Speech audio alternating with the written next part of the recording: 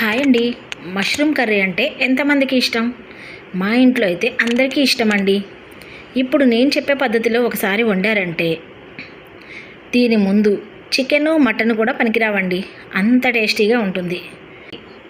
ఇప్పుడు స్టవ్ వెలిగించి ఒక కడాయి తీసుకోండి. దానిలో 3 to 4 టేబుల్ స్పూన్ ఆయిల్ వేయండి. ఆయిల్ వేడెక్కాక ఒక స్పూన్ జీలకర్ర వేసుకోండి.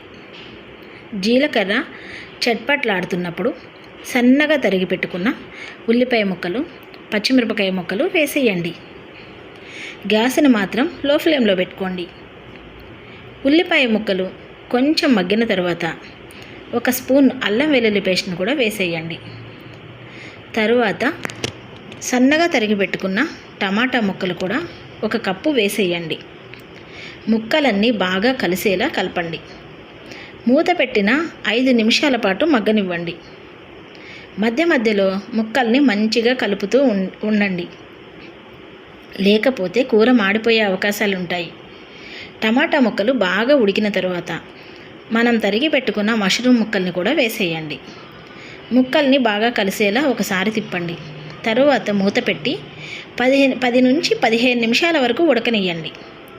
మష్రూమ్ కొద్దిగా ఉడికిన తర్వాత చిటికెడంత పసుపు, 1.5 స్పూను సాల్ట్ వేసుకుని బాగా కలపండి.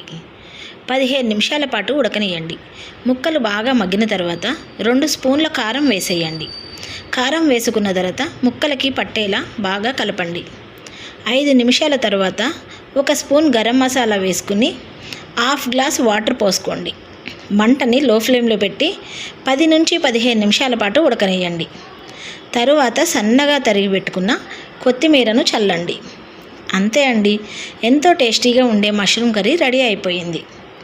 వేడి వేడి అన్నంలో ఈ కూరను వేసుకుని తింటే చాలా అంటే చాలా చాలా టేస్టీగా ఉంటుందండి. మష్రూమ్స్ని ఎలా శుభ్రం చేసుకోవాలో చిన్న టిప్ చెప్తాను, దాన్ని ఫాలో అయిపోండి. ముందుగా మష్రూమ్స్ని తీసుకుని ఒక 20 నిమిషాలు వాటర్లో నానపెట్టండి. ఎందుకంటే మట్టి ఎక్కువ ఉంటుంది కాబట్టి నానపెట్టడం వల్ల ఈజీగా పోతుంది.